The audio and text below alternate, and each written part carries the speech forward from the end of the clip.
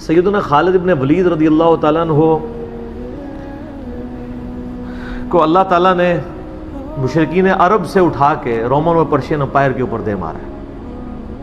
بڑی extra ordinary personality ہے. نبی علیہ السلام کی اعلان نبوت کے بعد 19 سال تک کافر رہے ہیں. اس 19 سالوں میں موت بھی آ سکتی تھی لیکن اللہ نے زندہ رکھا ہے.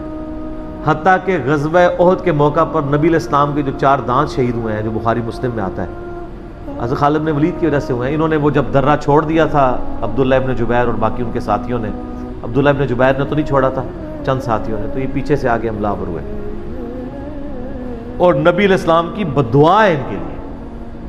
اس موقع پہ نبی علیہ السلام کی مبارک زبان سے نکل گیا اللہ ایسی قوم کو کیسے ہدایت دے گا جنہوں نے اپنے نبی کا چہرہ خون سے رنگ دیا. تو سورہ ال عمران میں جہاں پہ صحابہ کرام کو اللہ تعالیٰ نے گرفت کی ہے نا 60 آیات میں کہ غزوہ احد پہ تم نے یہ غلطی کی، پھر اینڈ پہ معاف بھی فرما دیا. پہلی گرفت نبی علیہ السلام پہ آئی ہے. لیس لک من الامر شیء. اے نبی آپ کو تو کوئی اختیار نہیں، اللہ چاہے ان کو ہدایت دے دے. ہوئے ہوئے ہوئے ہوئے اور اسی کو ہدایت بھی مل گئی. اسی پیگن کو اللہ نے اٹھایا ہے. پیگن انگلش میں کہتے ہیں بت پرست. آپ گوگل پہ جا کے لکھیں حضرت خالد بن ولید کا تعارف کہ ایک عرب کا پیگن اللہ نے اٹھا کے اسے رومن اور پرشین امپائر الٹوا دیا. پھر 19 سال تو کفر میں گزرے ان کے، اسلام میں ان کے 19 سال نہیں گزرے سر، بمشکل 10-11 سال. لیکن انہوں نے اپنے 19 سالوں کے بھی سارے گناہ دھلوا دیے. جو کچھ کیا پھر اور جو کچھ اللہ نے ان سے کام لیا. یہ ایک الگ سے تلخ حقیقت ہے کہ سیدنا خالد بن ولید سے نبی علیہ السلام کے مبارک زمانے میں بھی اور بعد میں بھی بحیثیت انسان کچھ غلطیاں ہوئی ہیں، بخاری مسلم میں رپورٹ ہوئی ہیں. لیکن کسی شخص کی چند ایک غلطیوں سے اس کا پورا پلڑا ادھر کا ادھر نہیں ہو جاتا. اللہ بھی قیامت والے دن نیکیوں اور برائیوں کو تولے گا. نیکیاں زیادہ ہوں گی تو پھر اس کو یہ نہیں کہا جائے گا کہ یہ تو نے اتنی بڑی برائی کیوں کی تھی، پھر وہ پاس ہو چکا ہے. چاہے کسی ایک سوال میں اس کے 0 نمبر بھی آئے ہوئے ہیں، پاس ہو چکا تو اس کا تانا بھی نہیں دیا جائے گا، نیور. تو 2-4 واقعات کو لے کے اس طریقے سے کسی بندے پہ چڑھائی کرنا یہ بالکل زیادتی والی بات ہے. سیدنا خالد بن ولید سیف اللہ ہے، اس میں کوئی شک نہیں ہے. صحیح بخاری میں جو یہ حدیث کہتے ہیں نا، یہ حدیث بڑی مشہور ہے. غزوہ موتا کے موقع پر آپ کو پتہ ہے نبی علیہ السلام نے رومن امپائر کی طرف اپنا ایک ایلچی روانہ کیا تھا خط بھیج کے. اس ایلچی کو قتل کر دیا گیا تھا اور اس وقت ایلچی کا قتل اعلان جنگ ہوتا تھا. تو نبی علیہ السلام نے ایک لشکر روانہ کیا زید بن حارثہ کی قیادت میں. نبی علیہ السلام کے منہ بولا بیٹا جس کا نام قرآن میں، واحد صحابی جس کا نام قرآن میں زید. لیکن ساتھ ہی آپ نے فرمایا، صحیح بخاری میں الفاظ ہیں کہ اگر زید فوت ہو جائے، مسند احمد میں ڈیٹیل موجود ہے انہی الفاظ کے ساتھ کہ زید فوت ہو جائے تو جعفر کو اپنا امیر بنا لینا. جعفر فوت ہو جائے، شہید ہو جائیں تو پھر عبداللہ بن رواحہ کو بنا لینا. اگر وہ بھی شہید ہو جائیں پھر تو اپنی مرضی سے کسی کو امیر چن لینا. یہ مسند احمد میں. بخاری میں الفاظ ہیں کہ صحابہ کرام کہتے ہیں نبی علیہ السلام مدینہ شریف میں تھے اور آپ علیہ السلام کی آنکھوں سے مسلسل آنسو رواں تھے اور آپ نے کہا کہ میرے زید کو شہید کر دیا گیا.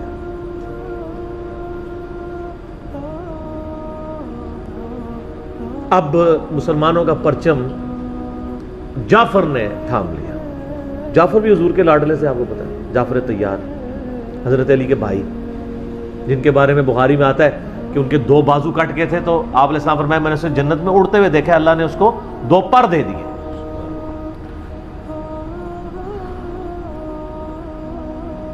نجاشی کے دربار میں انہوں نے ہی، آپ کو پتہ ہے، سورہ مریم پڑھی تھی.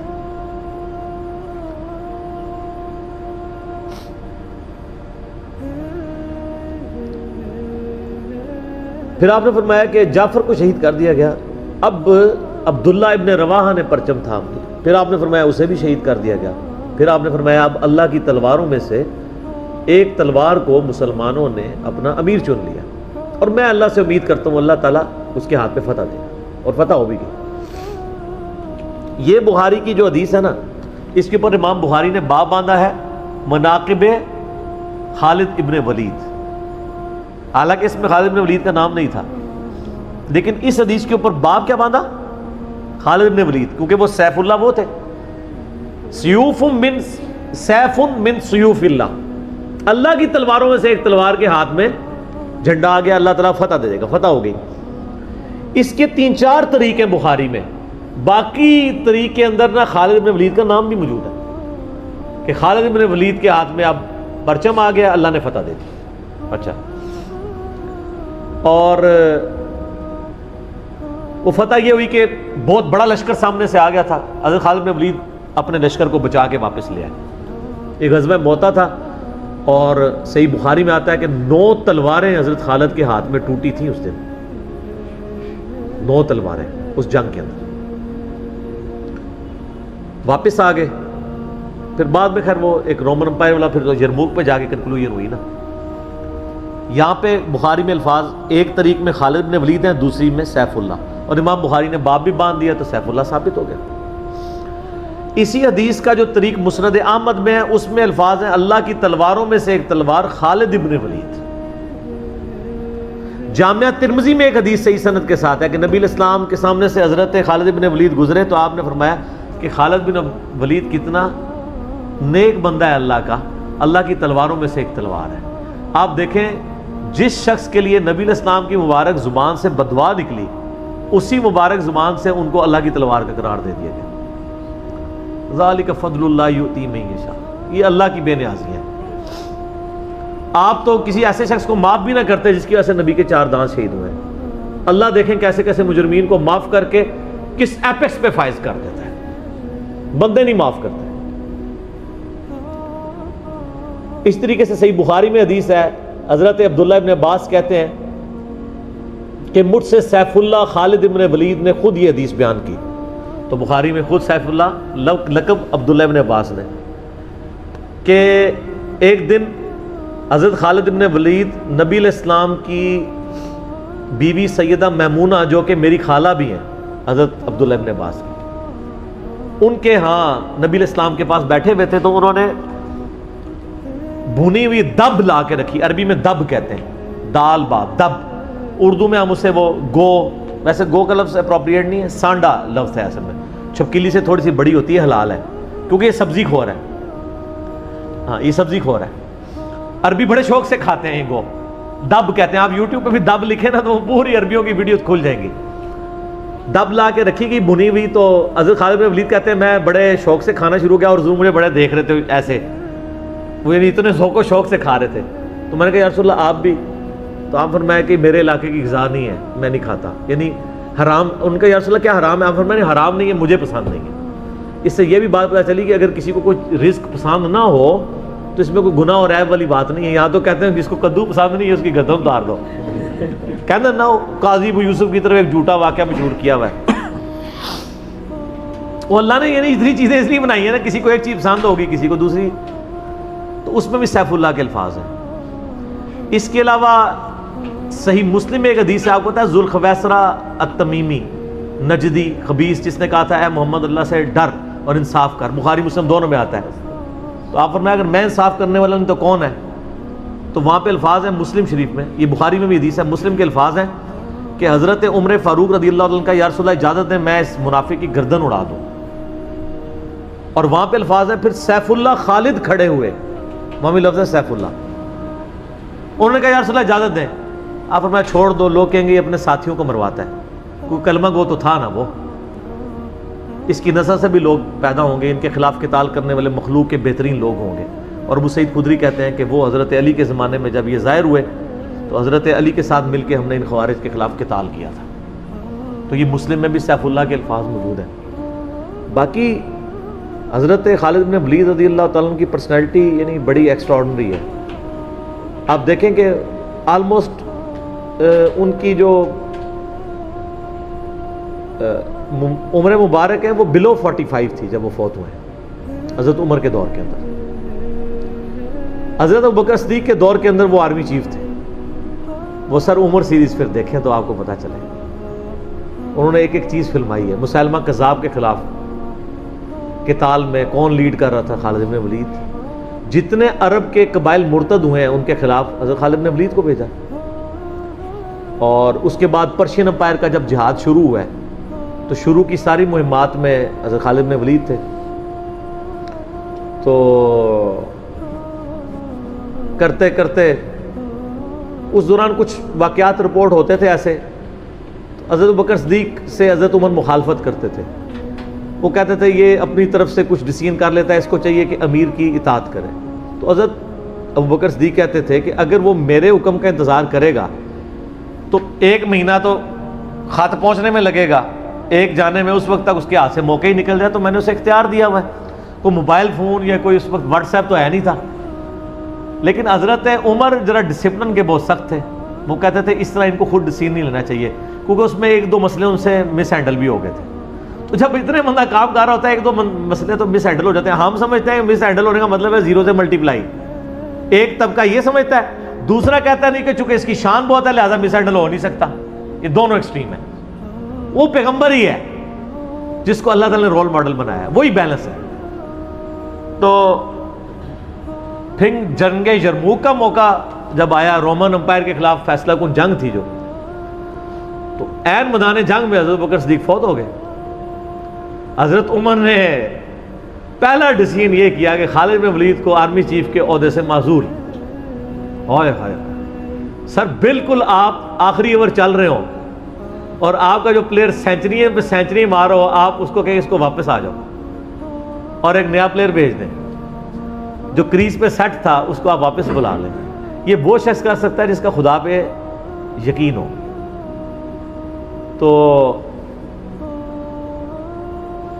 اور آپ کو پتہ ہے حضرت عمر کے رشتہ دار تھے قریبی, انہی کے قبیلے سے تھے حضرت خالد بن ولید. حضرت خالد بن ولید کو پتہ تھا کہ یہ اگر عمر خلیفہ بنے گا نا تو پھر میرا معاملہ پہلے ہوگا. اور وہی ہوا. ابو عبیدہ ابن جراح کو بنا کے بھیج دیا. لوگوں میں بڑی چیمہ گوئیاں شروع ہوئی کہ لو جی سب سے بڑی آرمی کے خلاف جنگ ہو رہی ہے, سب سے بڑی سپر پاور, اور عین میدان جنگ میں یہ ڈیسیژن کر دیا ہے, اگر مسلمان ہار گئے پھر کیا ہوگا, یہ وہ اللہ نے فتح دے دی. فتح ہوئی تو اب جب لوگ آ کے مبارک باتیں پیش کر رہے ہیں, پھر حضرت عمر نے آ کے مسجد نبی میں خطبہ دیا. انہوں نے کہا خدا کے لیے میں تم سے یہی تو چیز ختم کرنا چاہتا تھا کہ یہ فتوحات خالد کی وجہ سے نہیں ہو رہی, رب خالد کی وجہ سے ہو رہی ہے. کل کو خالد نہیں رہے گا تو تم کیا سمجھو گے کہ اسلام ختم ہو جائے گا؟ اسلام نے تو آگے چلنا ہے. ٹھیک ہے. پھر انہوں نے کہا میری دوسری حکمت یہ تھی کہ مجھے پتہ ہے کہ اب یہ رومن امپائر مسلمانوں کے پاس آ جائے گی, بیت المقدس بھی فتح ہو گیا پھر بعد میں. تو خالد ابن ولید جو ہے یہ جنگ کی فیلڈ کا ماسٹر ہے, اور جب کوئی علاقہ فتح ہو جاتا ہے پھر کسی جنگجو کی وہاں گورنر لگانے کی ضرورت نہیں ہوتی, بلکہ کسی ایسے شخص کو گورنر لگانے کی ضرورت ہوتی ہے جو ہیومن انسٹنکٹ سے واقف ہو, جس کو ہیومن مینجمنٹ آتی ہو. تو خالد تو ہمیشہ تلوار کے ساتھ ہی کھیلا ہے, اس کو ہیومن مینجمنٹ نہیں آتی. تو میں نے اس شخص کا انتخاب کیا ہے جس کو سب سے زیادہ رسول اللہ صلی اللہ علیہ وسلم کی صحبت کا شرف حاصل ہے. اور بخاری مسلم میں حدیث ہے کہ نبی علیہ السلام نے فرمایا کہ ہر نبی کے ساتھ ایک امین ہوتا ہے, اور میرا امین جو ہے وہ ابو عبیدہ ابن جراح ہے. ان کو پھر یعنی یرموک میں حضرت عمر نے یعنی آرمی چیف لگایا اور فتح ہوئی. اس کے بعد بیت المقدس بھی فتح ہو گیا, کیونکہ ابو عبیدہ جو ہے وہ شروع کے مسلمانوں میں سے مکی دور کے. اب بعد میں لوگوں کو اسلام سکھانا تھا تو ایسے بندے کی ضرورت تھی نا. تو پھر حضرت عمر آپ کو پتہ ہے نا دورے پہ بھی گئے تھے بیت المقدس کی چابیاں لینے کے لیے. تو وہاں پہ کئی واقعات ہیں, ان میں سے ایک جو واقعہ ابو عبیدہ کا جو کہ ذکر ہوا ہے, تو اس کے بعد حضرت عمر ابو عبیدہ کو کہتے ہیں مجھے اپنے اب آپ آفس میں لے چلو.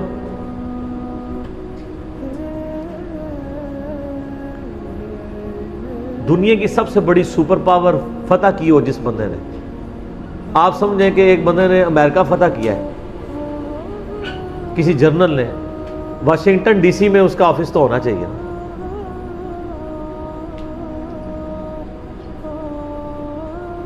حضرت عمر رضی اللہ تعالیٰ عنہ کو ابو عبیدہ جب اپنے یعنی آفس میں لے کے گئے تو آفس کیا تھا, اسی قلعے کا ایک پرانا سا کمرہ,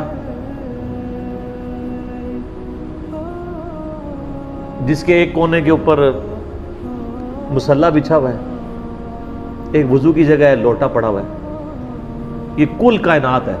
اس آفس کی جو سب سے بڑی سپر پاور کو جس بندے نے گرایا, ابو عبیدہ ابن جراح نے. حضرت عمر رضی اللہ تعالیٰ عنہ کی آنکھوں میں آنسو آ گئے. انہوں نے فرمایا کہ دنیا نے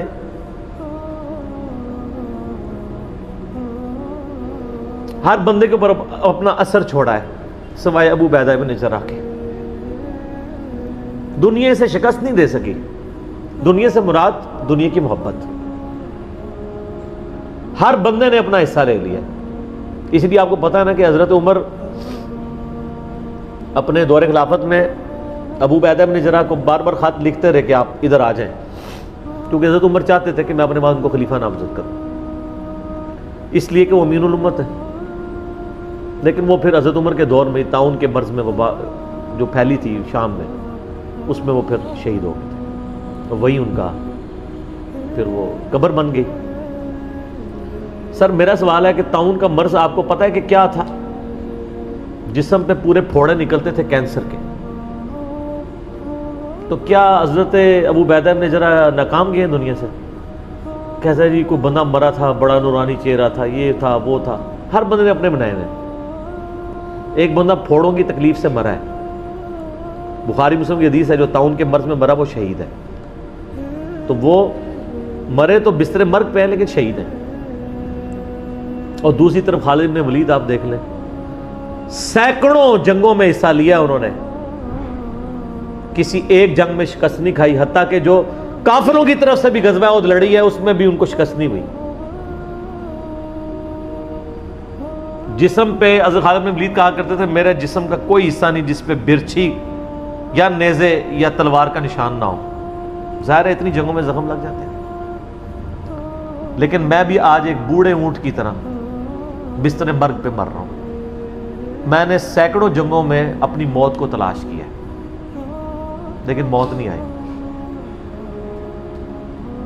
اس کا مطلب ہے موت جو ہے وہ اس پہ ڈیپینڈنٹ نہیں ہے کہ آپ میدان جنگ میں گئے ہوئے ہیں. ان کو موت میدان جنگ میں اس لیے نہیں آنی تھی کہ وہ اللہ کی تلوار تھے. اللہ کی تلوار تو نہیں ٹوٹ سکتی تھی. تو ان کا آج میں بھی بوڑھے اونٹ کی طرح بستر مرگ پہ مر رہا ہوں. صرف میں تمہیں یہ بتانا چاہ رہا ہوں کہ موت کا میدان جنگ سے کوئی تعلق نہیں. ویسے تو مسلم شریف میں حدیث ہے جو شخص شہادت کی تمنا کے ساتھ اپنے بسترے پہ بھی مرا اللہ تعالیٰ اسے شہید ہونے کا ثواب دے دے گا. ہمیں نیت کرنی چاہیے. یہ حضرت خالد بن ولید کے شعر ہیں کہ میں بھی اگر موت میدان جنگ میں آتی تو مجھے آتی جس نے سینکڑوں مار کے لڑے ہیں, اور سر پیچھے بیٹھ کے نہیں آج کل کے جرنیلوں کی طرح, فرنٹ سے لیڈ کر کے. تو یہ ان کے اشعار آج بھی ان کا جو قبر یا مزار بنا ہے اس کے ساتھ ایڈجسٹنٹ مسجد کی دیوار کے اوپر یہ شعر لکھے ہوئے ہیں. آپ یوٹیوب پہ جا کے دیکھیں تو آپ کو مل جائیں گے. فرنٹ سے لیڈ کر کے پوری زندگی لڑے ہیں. باقی ان سے جو کچھ واقعات مس ہینڈل ہوئے ہیں اس سے آپ ان کی یہ نہیں کہہ سکتے کہ زندگی زیرو سے ملٹیپلائی کر گئی, کیونکہ جو بندہ موت کو گلے لگانے کے لیے ہر وقت تیار ہو اس کے بارے میں یہ کہنا کہ وہ کسی عورت کے معاملے میں مطلب وہ اس سے محبت کے چکر میں اس نے اس کے یعنی خامند کو مروا دیا, جو ایک واقعہ ملتا ہے, تو ایسا نہیں تھا. کیونکہ حضرت عبداللہ بن عمر اور عمار بن یاسر آپ کو پتہ ہے یہ رپورٹر تھے حضرت ابو بکر کے. غزوہ جب وہ جنگ یمامہ کے بعد واپس آئے نا, انہوں نے آگے رپورٹنگ کی. انہوں نے پوچھا ہاں بتاؤ اتنے مار کے لڑے کیا ہوا کیا ہوا. تو عمار بن یاسر نے کہا کہ اللہ کی قسم آپ جنگ یمامہ تو جیتی حضرت خالد بن ولید کی وجہ سے. پہلے تو پسپائی ہو گئی تھی, 700 وفات شہید ہو گئے تھے. حضرت خالد بن ولید اکیلے آگے چلے گئے تھے جسے روپ پڑا تھا. تو انہوں نے کہا کہ اے امیر المومنین, خالد ہم میں سے اگر کوئی شہید ہوتا سب سے پہلے خالد ہوتا. یہ ہر جنگ میں سب سے پہلے آگے جا کے لڑتے تھے, اور اگر کوئی سب سے پہلے دشمنوں کے تیروں اور نیزوں کا شکار ہوتا تو خالد بن ولید ہوتا. تو جب جس بندے کی زندگی کی کمٹمنٹ کا لیول یہ ہو نا, اس کے لیے عورتوں کا شگف کوئی شگف نہیں ہوتا. جب بندہ جان ہتھیلی پہ رکھ کے جا رہا ہو, سر یہ ہماری سچویشن نہیں ہے. تو وہ آپ کسی بندے کی اجتہادی خطا یا کہیں پہ کوئی اس کا مسئلہ وہ ایک علیحدہ بات ہے. اوورآل جو بندہ اتنا کمٹمنٹ کے ساتھ لڑ رہا ہو اس کے بارے میں یہ بدگمانی نہیں کی جا سکتی کہ اس کے اندر کوئی اس حوالے سے جھول پایا جاتا ہے۔ پر خالد بن ولید رضی اللہ تعالیٰ عنہ مسلمانوں کے ہیرو ہیں، باپ کے بارے میں قرآن میں اتنے سخت الفاظ ہیں، اور بیٹا دیکھ لیں، ٹھیک ہے۔ اور آپ کو پتہ ہے کہ حضرت خالد بن ولید حضرت عمر کی زندگی میں فوت ہو گئے تھے۔ ان کی جب شہادت، ان کی فوت ہونے کی خبر جب مدینہ شریف میں آئی نا، تو کچھ عورتوں نے واویلا کرنا شروع کر دیا۔ تو حضرت عمر تو آپ کو پتہ ہے بڑے سخت مزاج تھے، ان کا یہ عورتیں کیوں رو رہی ہیں، کیا ہوا ہے؟ تو بتایا کہ خالد بن ولید فوت ہو گئے۔ حضرت عمر نے رونا شروع کر دیا، حالانکہ خود معزول کیا ہوا تھا، لیکن وہ اللہ کے لیے کیا ہوا تھا نا، اپنی ذات کے لیے نہیں۔ آپ فرمائے ان عورتوں کو رونے دو، خالد واقعی اس قابل ہے کہ اس کے اوپر رویا جائے، کیونکہ باقیوں کی اگر کوئی تعریف کرتا ہے تو غلوب ہو سکتا ہے۔ خالد نے اتنا کچھ اسلام کے لیے کیا ہے کہ اگر یہ روتے ہوئے یہ نوحہ جو حرام قرار دیا گیا نا، وہ اس طرح کا نوحہ ہے جس میں آپ جھوٹی تعریف کریں۔ اگر کوئی روتے ہوئے کسی کی سچی تعریف کر دیتا ہے کہ اس کی وجہ سے اسلام کی یہ خدمت ہوئی، سر وہ نوحہ تو حضرت عمر کے اوپر کیا ہے، وہ نوحہ تو جائز ہے جس میں گریبان چاک نہ ہو، جھوٹی تعریف نہ ہو، آپ کلمات۔ تو حضرت عمر نے کہا کہ خالد اس قابل ہے کہ اس کے لیے عورتوں کو نوحہ کرنے دو، جو کچھ اس نے اسلام کے لیے خدمات کی۔